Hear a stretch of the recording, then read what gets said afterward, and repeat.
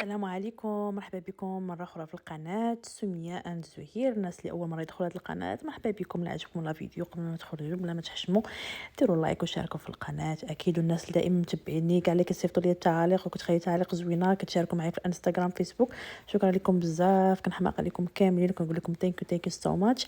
اليوم غادي نشارك معكم ان شاء الله بقولة أمريكية بطريقة مغربية كما كتشوفوا. البنات راه اللي محشى فيكم البقوله وعايشه هنا في ميريكان راه موجوده، بمعنى كاين باش تعوضوها غتاخذوا الوريقات ديال الباربه وغتاخذوا الوريقات ديال السبانخ كيتباعوا في كاع المحلات التجاريه. بالنسبه اللي حداها ماركت باسكت راه كيتباع في البلاصه اللي فيها القزبر والمعدنوس. ممكن كذلك ديروا حتى الورق ديال اللفته البنات، جد صحي وخا شويه كيكون حار. كما كتشوفوا البنات غسلتها مزيان قطرتها من الماء. نسيت راه عندي هذا الفود بروسيسور جالسه كنقطع بالموس، عاد جيت خديت عاوتاني هاد لا ماشين بديت كنطحن فيها.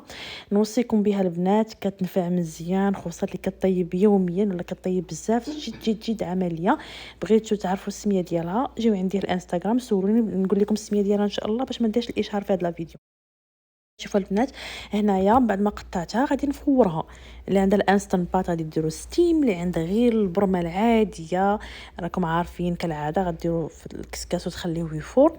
من بعد غادي تقطروها مزيان ولا غتصفوها مزيان، داك الماء ديالها ما تلوحوش شربوه، خليوه حتى يبرد وشربوه اولا خلطوه مع العجين. المهم اللي يجي تصحي المنافع ديالو كلها بلا ما تضيعوها.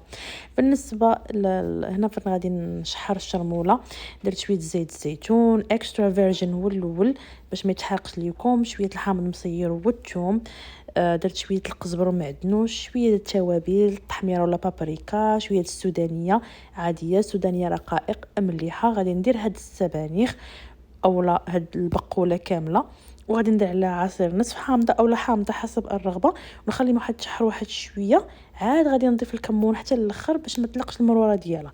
كما كتشوفوا هنا صافي دغيا راه هي طيبه، راكم غادي تشحروها مزيان تخليوها تطلق في هذيك الزويته ديالها وتكون واجده، وتزينوها بشويه زيت بشويه الزيتون. يلا البنات نوضوا ديروا البقوله، نوضوا قلبوا عليها في المحلات التجاريه ووجدوها، خصوصا البنات اللي كانوا مغربين. رانا عارفه غتكونوا توحشتوا هاد الشيء ود البلاد. نتمنى ان شاء الله تعجبكم هاد الوصفه. كما قلت لكم سهله ولكن جد صحيه. قدمتها مع اتاي وهاد الخبيزات ديال الحفيده ماما الوالده ديالتي اللي شاركت معكم في ستوريات الانستغرام، اللي كديرهم بالخميره البلديه وشويه الزيتون كما راكم عارفين، السردين وشويه الحار وانتم من الخير لا. المهم اللي قسم الله كنحطو وانا شاركت معكم في هذا الفيديو. تهلاو في راسكم بزاف، ديروا لي تعليق لهذا الفيديو، خلوا لي السؤال ديالكم، ديروا له بارطاج، وتهلاو في راسكم واستودعكم الله الذي لا تضيع ودائعه.